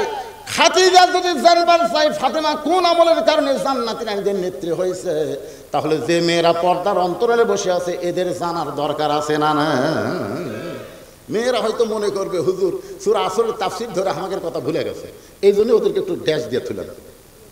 ওরা এখন থাক। আরে ও মা, কোন আমলের কারণে আল্লাহ ফাতেমাকে খাতুনে জান্নাত ডিগ্রি দিল, এটা ফাতেমার মা খাদিজা যদি শুনবার চায় তোমাদেরকে শোনা লাগবেই, কারণ ফাতেমাকে নেত্রী বানায় তার অধীনে আল্লাহ তোমাদেরকে জান্নাত দিবে। জোরে কোন কথা ঠিক কি না? এখন আসেন ওয়া আমিলুস সালিহার পরে সূরা আসরের 3 নম্বর বিষয় হলো ওয়া আমিলুস সালিহার উপর আমি দুইটা আলোচনা করলাম। পুরুষের জন্য 1 নম্বর হলো নামাজ, আর নারীদের জন্য 1 নম্বর কি? এরপরে ওয়াতাওয়াসাউ বিল হক। সূরা আসরের 3 নম্বর বিষয় হলো ওয়াতাওয়াসাউ বিল হক। হক কথা বলতে হবে, হক পথে চলতে হবে। কুল জাল হক ওয়া যাহাকাল বাতিল ইন্নাল বাতিলা কানা যাহুকা। আপনারা যারা মুরব্বী, ছেলে ফেলে বুঝবে না, মুরব্বী যারা আছো আপনারা কি বলতে পারেন আজিজুল হক নামে একজন আলেম ছিল বাংলাদেশে? কি ভাই? আরে আজিজুল হক রে পাগলা, শাইখুল হাদিস আজিজুল হক, যিনি বুখারী শরীফের বাংলা অনুবাদ করেছেন। এই যে বর্তমানে যে মামুনুল হক নাই, মামুনুল হক এরই বাপের নাম। আপনারা বলেন তো আজিজুল হককে এই পতিত সরকার হাসিনা জেলখানা বন্দি করছিল, আপনারা জানেন? আর যে কয়দিন থাকে, একদিন থলে তো থসে। আচ্ছা আপনারা বলেন তো অপরাধ কি? না, আপনার যদি কথা না বলেন তাহলে মোনাজাত করে দেবো।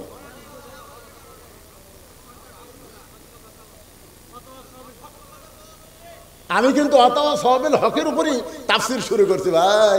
ফাটাফাটি ওয়াজ করা লাগবে, বুঝেন না কেন? হক হক, কে বেজার হলো কে খুশি হলো এইটা দেখলে হবে না, কোরআনের হক কথা বলাই লাগবে। ধরে কোন ঠিক কিনা? বলতেই হবে। হ্যাঁ, খুব খেয়াল করবেন। আচ্ছা আপনারা বলতেছেন হক পথে থাকার কারণে অন্যায়ভাবে তাকে জেলখানায় বন্দি করছিল। মামুনুল হকের অপরাধ কি?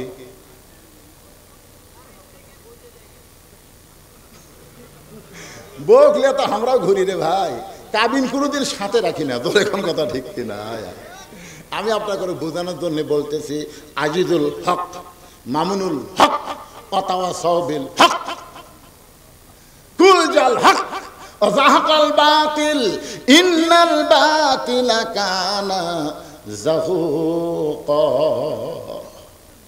এটা বোঝানোর জন্য সংক্ষিপ্ত ভাবে একটু মারেফতের লাইনে কথা বলো। মারেফত বোঝেন? মারেফত মানে পীর সাহেবের পথ না ভাই। মারেফত মানে শব্দের অর্থ হলো প্রকৃত পরিচয় জানা, এরই নাম হলো মারেফত। আপনারা তারাত গাড়ি, একটা আমাদের বগুড়াতে একটা জায়গার নাম আছে তারাত গাড়ি। তারাত গাড়ির নাম শোনেন না আপনারা? বেয়াত গাড়ির পাশেই তারাত গাড়ি, একে বেয়াত গাড়ির সাথে লাগানা তারাত গাড়ি। ধরে কোন কি গাড়ি? তারাত গাড়ির একটা পাগলা ছিল, নাম হলো হাবো পাগলা। জোরে কোন কি পাগলা? হাবো পাগলা। হাজার হাজার মানুষ খাওয়া দাওয়া করতেছে, হাজার হাজার মানুষ খাওয়া দাওয়া করতেছে, আর ওই পাগলা ওই অনুষ্ঠানে ধার দিয়ে যাচ্ছে। যাওয়ার সময় পাগলা বলছে, মানুষ নাই রে, এ মানুষ নাই রে, মানুষ নাই। তো যারা খাওয়া দাওয়া করতেছে তারা সবাই বলতেছে, পাগলে কিনা বলে, ছাগলে কিনা খায়। ওরা খালি সমানে মারতেছে, খাচ্ছে, ওরা ওই পাগলার কথা ধরেনি। কিন্তু এক ব্যক্তি খাতে খাতে চিন্তা করছে, কে মানুষ নাই, তাহলে আমরা কি? ওই আবার এই কথাটা ধরিছে, ওর কাছে কথাটা হক মনে হচ্ছে। তোর কি মনে হচ্ছে? হক। মানুষ নাই রে, মানুষ নাই, তাহলে আমি কি রে? ই যে যাচ্ছে আর বলতেছে মানুষ নাই রে, মানুষ নাই, তাহলে আমি কি রে? যারা ধরেনি এরকম কোনো সমস্যা আছে? এরা সমানে মারতেছে, খালি আলু ঘাটি গোস্ত দিয়ে সমানে মারতেছে, ধরিছে, ওর আর খাওয়া নেই। ওই আস্তে করে উঠে, আমি কিন্তু মারেফত দিয়ে বলতেছি, একটু মনোযোগ দিয়ে শুনবে, আস্তে করে উঠে পাগলার কাছে গেছে। কে রে পাগলা? এই পাগলাই, তুই যে কইলি মানুষ নাই, মানুষ নাই, তো মানুষ নাই, হাজার হাজার মানুষ খাচ্ছে, আর কি? পাগলা বলতেছে, কেউ তো ধরেনি, তুই ধরলু কে? এই সবাই তো খাচ্ছে, তুই উঠলু কে? তো বলতে তো ভাই আমার ভিতরে একটু চিন্তা হচ্ছে, মানুষ নাই তাহলে আমি কি? তুই যখন বুধবার যাচ্ছে তুই কি? তো নিয়ে গেছে এক সাইডে, এরকম বাম হাত আলোক করছে, ওই তল দা তাকায় দেখে 15-20 জন মানুষ বাদ ভাগে সব শিয়াল করতে। তখন বলতেছে, কে ভাই কি দেখলাম? ভাই যা দেখতিস চুপ। দেশাইলো কলিকাল, ভেড়া চাটে বাঘের গাল, আসল কথা বললে তুমি ধরা পড়বা রে, আসল কথা বললে তোমায় মারবে রে। সবাই বলেন, দেশাইলো কলিকাল, ভেড়া চাটে বাঘের গাল, মাকে বলে কুটনি বুড়ি, বউ সোনার সান রে, বউ সোনার সান। মাকে কি বলে? কুটনি বুড়ি।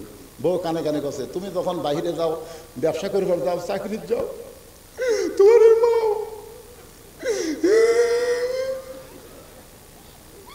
এমন অভিনয়, হাসিনা তোর কি অভিনয় জানে? আপনার বাড়ির প্রধানমন্ত্রী ওর চাইতে ভালো অভিনয় জানা। একেবারে কান্দে চোখের পানি বাড়ি করে কপাল ভিজে দিচ্ছে, গাল ভেজে দিচ্ছে। স্বামী গাই চুপ কর, চুপ, তুমি জানো না গো, এই বুড়ি আমার কোনটা আগুন ধরেছে। ওগো লক্ষ্মীটি, আমি আর এই বুড়ির সঙ্গে থাকবার চাই না।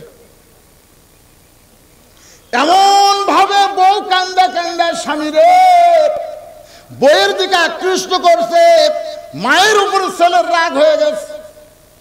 কয়েকদিন পর শাশুড়ি আইছে, শাশুড়ি যেই মাত্র আইছে, এখন বইয়ের সামনে শাশুড়ি বলতেছে, আম্মা আম্মা আমি বাজারে যাচ্ছি, আপনি ডাব খাবেন না গ্লুকোজ খাবেন?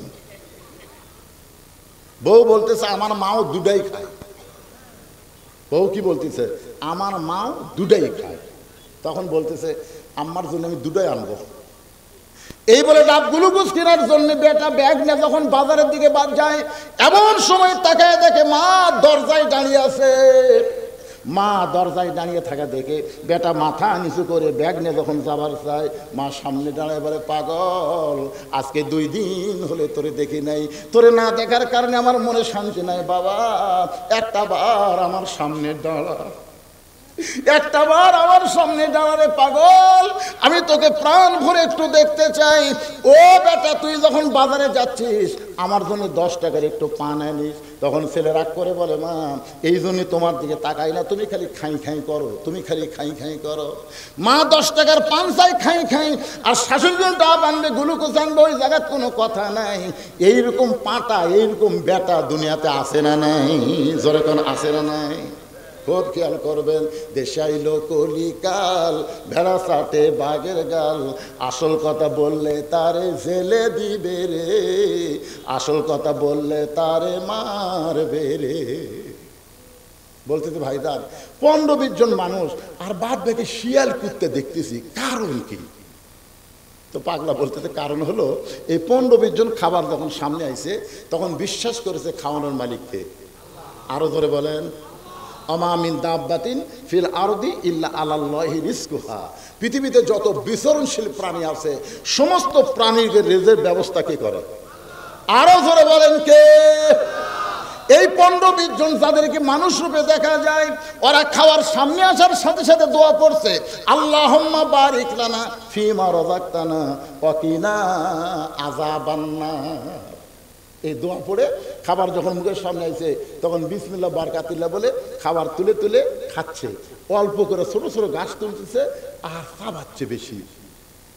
গাছ কত ছোট, আর দাঁত দেয়া চাবা চাবা খাচ্ছে। চাবা চাবা খাওয়ার কারণ হলো দাঁতের মধ্যে যে রস আছে এই রসটা খাদ্যের সাথে মিশ্রিত হয়ে যখন পেটের মধ্যে যাচ্ছে তখন হজমি জারক হয়ে যাচ্ছে। যেরকম সুবহানাল্লাহ। আর এই শিয়াল কুত্তের রূপে যাদেরকে দেখলে এরা করছে, লোকটার কলজা বলো রে, 2টা গরু জব করে হামা করে খিলাচ্ছে রে। এইরকম আরো গোটা 2 লোক যদি এলাকার থাকতো আমাকে খাওয়ার অভাবই হতো না। খাওয়াইকে?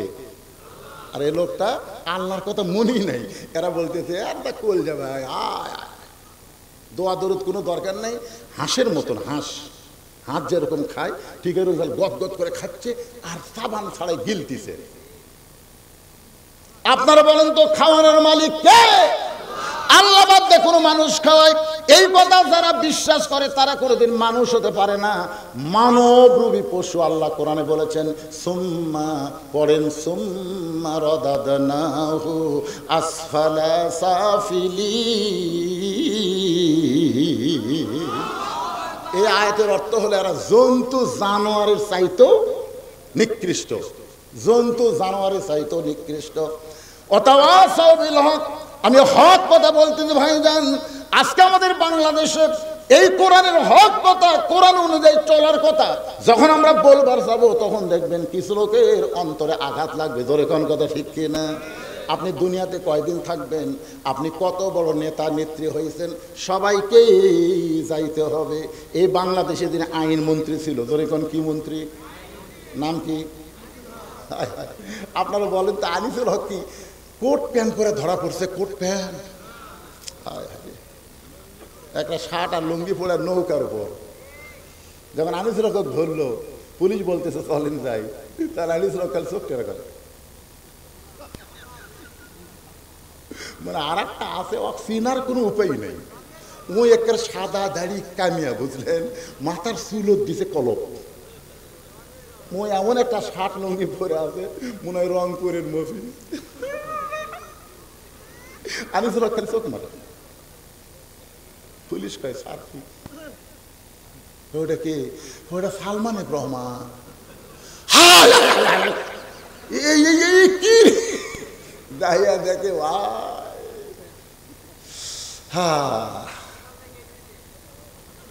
কি বুঝতেছে?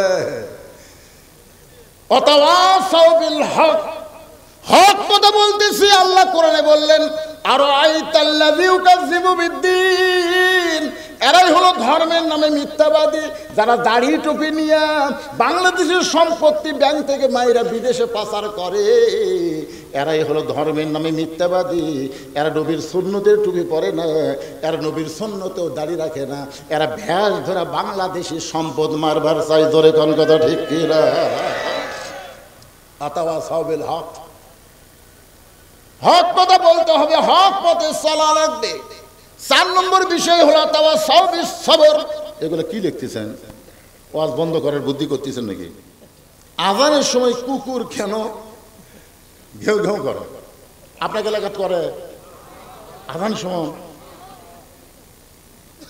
আমার মুয়াজ্জিন সাহেব একদিন আমাকে বলতে, তো হুজুর এই যে আমি আজান দিবার যাই, এই কুত্তা খালি চারিদিকে দৌড়ে আসে মানে লোকমা দিবার চাই, এখানে মসজিদের জানলার কাছে আমার হুজুর এইটা কুত্তার করার কারণ কি? আমি বললাম ভাইজান আপনি সত্যি করে বলেন তো, আপনি যে আজান দিচ্ছেন আপনার বেটার খবর কি? মুয়াজ্জিন বলতে, আমার 3 বেটা, একটাও শালা নামাজ পড়ে না, এই জন্য কুত্তা লোকমান দিছে। এই মুয়াজ্জিন তুই তো মসজিদে এসে সালাত কারিমার নামতে আজান দিচ্ছ, তোর বেটারাই চেতন পায় না রে। সব মুয়াজ্জিনের আজানে কুত্তা ভোগে না, দেখবেন যেই মুয়াজ্জিনের বেটা বউ নামাজ পড়ে না এই শালার আজানে কুত্তা ভোগে। জোরে করে খেয়াল করে, এটাও হক কথা, এটাও হক কথা।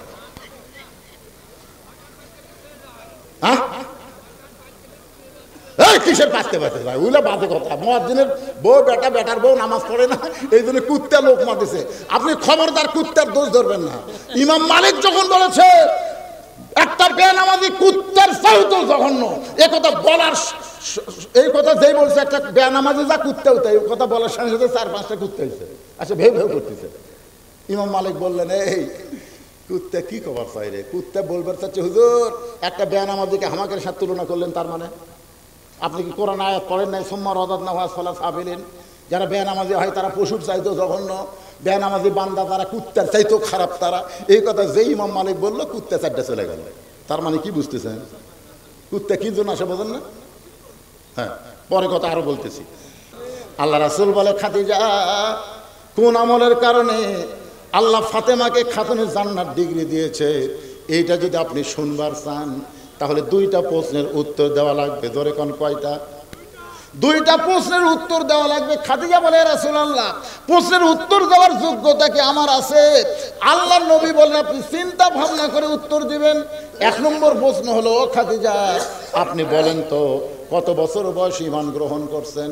খাদিজা বলতেছে ইয়া রাসূলুল্লাহ আমার যখন 55 বছর বয়স তখন আমি ঈমান গ্রহণ করেছি।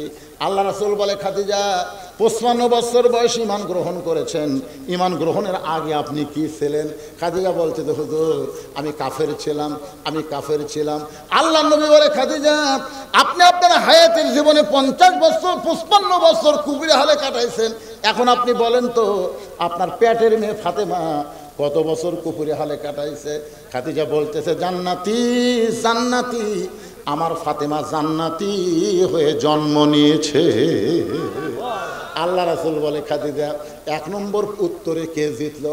খাদিজা বলতেছে ওগো নবী 1 নম্বরে আমার ফাতেমা জিতে গেল।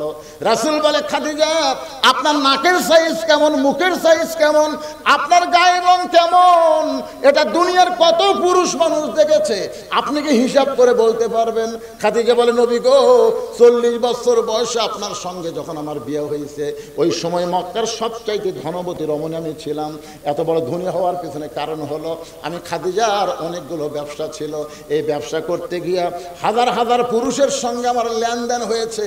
আমার চোখের সাইজ কেমন, দাঁতের সাইজ কেমন, আমার গায়ের রং কেমন, এটা দুনিয়ার বহু পুরুষ বলতে পারবে। রাসূল কান্দার বলে খাদিজা দুনিয়ার হাজার হাজার পুরুষ আপনার খবর জানে, এখন বলেন তো আপনার পেটের মেয়ে ফাতেমার দাঁতের সাইজ কেমন, ফাতেমার গায়ের রং কেমন, ফাতেমার চেহারা কেমন, এটা দুনিয়ার কত পুরুষ বলতে পারে? খাদিজা কান্দার বলে নবী গো আমার ফাতেমা জন্মসূত্রে পর্দার মধ্যে জন্ম নিয়েছে।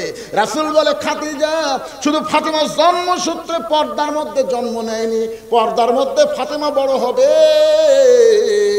একদিন গভীর রাত্রে আপনার ফাতেমা পর্দার ভিতরে দুনিয়া থেকে বিদায় নিবে। বিদায় নেওয়ার আগে হযরত আলীকে ফাতেমা 3টা শর্ত দিবে। 1 নম্বর শর্ত হলো ওগো স্বামী আমি মরে যাওয়ার পর আমার কোনো জানাজার ব্যবস্থা করবেন না।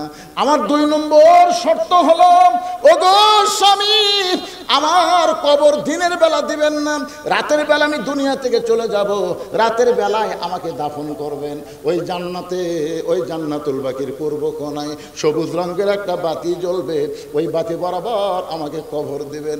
আমার 3 নম্বর চা হলো আমার লাশটা খাটনিতে তুলবেন না, কারণ আমি ফাতেমা দুনিয়া থেকে বিদায় নেওয়ার পর চারজন মানুষ আমার খাটনি কান্দে নিবে, এমন চারজন পুরুষ ফাতেমার চোখে পড়ে না। আমার বাবা যদি দুনিয়াতে থাকতো, মরা মেয়ের লাশের খাটনি বাবা কান্দে নিবার পারতো, কিন্তু 6 মাস আগে আমার বাবা দুনিয়া থেকে চলে গেছে। আমার বাবা আমার খাটনি কান্দে নিবার পারবে না। আমার হাসান হোসেন যদি বড় হইতো, মায়ের লাশের খাটনি কান্দে নিবার পারতো, কিন্তু আমার হাসান হোসেন এত ছোট। ওগো স্বামী, আপনি শুধু একাই আমার লাশটা কান্দে করে নিয়া ওই জান্নাতুল বাকির পূর্ব কোণায় সবুজ রঙের বাতি জ্বলতেছে, ওই বাতি বরাবর আমাকে দাফন করবেন। আবু যর গিফারি কবর খুঁড়তে খুঁড়তে কবর ছেড়ে যখন চলে যায়, এমন সময় হযরত আলী ফাতেমাকে কবরের কাছে নিয়ে গিয়া ফাতেমাকে দাফন করে বলে, আল্লাহ, এই গভীর রাত্রে আপনার বান্দি ফাতেমাকে দাফন করলাম, আল্লাহ ফাতেমাকে কবুল করো। এই দোয়া করার সঙ্গে সঙ্গে হযরত আলী তাকে দেখে সামনে কয়েকটা পুরাতন কবর দেখা যায়। এই মাত্র ফাতেমার কবর দিছে, সেই নতুন কবর আর দেখা যায় না। হযরত আলী দৌড়ে এসে কবরের মধ্যে কবর খোঁজে, কিন্তু নতুন কবর আর দেখতে পায় না। চিৎকার করে বলে, এখনই ফাতেমার কবর দিলাম, সেই কবরটা গেল কোন জায়গায়? ফাতেমার কবর কোথায়? ফাতেমার কবর কোথায়? কে যেন ডাকতে বলে, আলী রে, ফাতেমা হলো পর্দানিশী, আমি আল্লাহ জোহরা ডিগ্রি দিয়া ফাতেমার কবরটাকে কিয়ামত পর্যন্ত পর্দা করে দিয়েছি। আমার মায়েরা, ফাতেমার সঙ্গে যদি জান্নাতে থাকতে চান, তাহলে আপনাদের 1 নম্বর নেক আমল হলো পর্দা। এই পর্দা আপনারা আমল করবেন মা। এখন চলে আসেন ওয়াতাওয়াসাউ বিস-সবর। এই সূরা আসরের 4 নম্বর বিষয় হলো ধৈর্য ধারণ করতে হবে। ধৈর্য ধারণের উপদেশ দেওয়া লাগবে।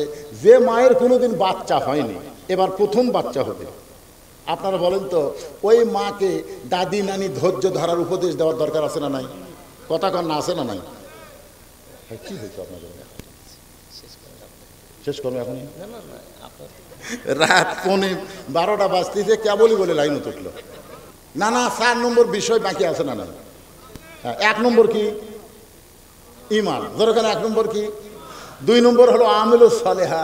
আমলুস সালেহার মধ্যে পুরুষের 1 নম্বর কি, আর নারীকের 1 নম্বর কি? ওয়াতাওয়াসাউ বিল হক। হকের উপর যা বলছি। এখন সবরের উপর কথা চলতেছে। তো এখন মেয়েটার প্রথম বাচ্চা হবে, বিয়ে হওয়ার পরে প্রথম বাচ্চা হবে, সেই মেয়েটাকে ধৈর্য ধারণের উপদেশ দেওয়ার দরকার আছে না নাই? দাদি নানি বলতেছে, তুই তো বাচ্চা ফেরত নিলি রে, এই বাচ্চা হওয়ার সময় যা হবি ভাই, না দাদি কি হবে, এই যাই হোক, যা হই হোক, ধৈর্য ধারণ কর। কারণ বাপের পায়ের তলে জান্নাত না, মায়ের পায়ের তলে জান্নাত। জোরে খান, কথা ঠিক কিনা? তোর পায়ের তলে সন্তানের জান্নাত রে পাগলি। বাপের তো কোনো কষ্ট নাই, কষ্ট হলো মায়ের, আর মায়ের পায়ের তলে সন্তানের জান্নাত। তাই ঠিকই তো তাই। দাদি বলতেছে, শোন, রাসূল মায়ের কথা 3 বার করছে, বাপের কথা কয়বার? তুমি খেদমত করবা কার? মায়ের। খেদমত করবো কার? মায়ের। খেদমত করবো কার? মায়ের। এরপরে বলি, ইয়া রাসূলুল্লাহ, এরপরে খেদমত। আল্লাহ রাসূল বলেন, তোমার বাবার এজলেস বসো। 3 বার মায়ের কথা কইছে, রাসূল বসতে বলে নাই। আর বাবার কথা 1 বার বলি, রাসূল কি করলেন? বসো। একটু ধৈর্য ধর, একটু ধৈর্য ধর। প্রসব বেদনা যেদিন শুরু হয়েছে, সঙ্গে সঙ্গে মেয়েটা চিল্লায় বলতে, বিষ খাবো, গলার দড়ি দিব, মরে যাব, এই জীবন আর আমি রাখবো না, এত কষ্ট আমার সহ্য করা যায় না। তখন দাদি নানি দৌড়ে এসে ধাক্কায় ঘরের মধ্যে তুলে বলতেছে, কিসের বিষ খাওয়া, কিসের গলার দড়ি দেওয়া, সব এত সুন্দর করে তোর ধৈর্য ধারণের ওয়াজ করলাম, তোর ভালো লাগে না, সব। ঠান্ডা পানির মধ্যে নরম কাপড় চুবড়াইয়া নাতির কপালের উপরে দিয়া দাদি নানি সুমা খায় বলে, ধৈর্য ধর, ধৈর্য ধর, ধৈর্য ধর, তুই মা হবি, তোর পায়ের তলে সন্তানের জান্নাত হবে। মা যদি কষ্ট স্বীকার না করিস রে, তাহলে দুনিয়াতে সন্তান কেমনে আসবে? এমন ধৈর্যের কথা বলতে বলতে নাতির কপালে চুমা খায় আর বলে, ধৈর্য ধর, একটু কষ্ট হবে, একটু কষ্ট হবে। এদিকে ধাইমা বাচ্চা টানতেছে, আর মা ধৈর্য ধারণ করতেছে, দাঁতের উপর দাঁত দিয়া। এত কষ্ট হয়, রক্ত বের হচ্ছে, তারপরে ধৈর্য ধারণ করে দাঁতের উপর দাঁত দিয়ে করে ধৈর্য ধারণ করতেছে। এক সময় বাচ্চা যখন ধাইমা বের করেছে, পেট বলে কাঁদতেছে। দাদি রানী তাকায় দেখে মা বেহুশ হয়ে গেছে। বাচ্চাটারে গোসল করায় ওই বাচ্চা যখন মায়ের বুকে দেয়, বাচ্চার পরশে মা হুঁশ ফিরে পায়। হুঁশ পাওয়ার পরে আস্তে করে ওই বাচ্চাকে মুখের কাছে নিয়ে আসে চুমা খায়। দাদি রানী তিরস্কার করে বলে, এরই ব্যথায় তুই বিষ খাবার চাইছিলি, গলার দড়ি দিবার চাইছিলি, এক বুকর থেকে ফেলে দে, এর আদর করিস না। মা মুচকি মুচকি হাসিয়ার বলে, দাদি এত কষ্টের পরে এত বড় শান্তি পাবো এইটা কখনোই চিন্তা করি নাই। আজকে এত কষ্ট, প্রায় 2000 ছাত্র জনতা জীবন দিল, অনেক ইসলামী নেতাকে ফাঁসির মঞ্চে নিয়ে গেল, কারো হাত হারালো, কারো চোখ হারালো। আজকে দেখেন অনেকেই পঙ্গু হয়ে গেল। এত কষ্টের পর, কত রক্ত, এত কষ্টের পরে আমরা সবাই চাই মা যেমন তার সন্তানকে বুকে পাইয়া সব কষ্ট ভুলে গেছে, আমরা ভুলে যাব বাংলার জমিনে আল্লাহর কোরআন দিয়া যখন রাষ্ট্র চালু হবে।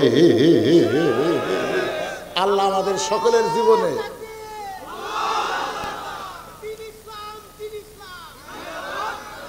লিল্লাহ তাকবীর, আল্লাহ আমাদের সবাইকে এই দৃশ্য দেখার তৌফিক দান করুক। সকলে বলে আল্লাহুম্মা আমিন। জি।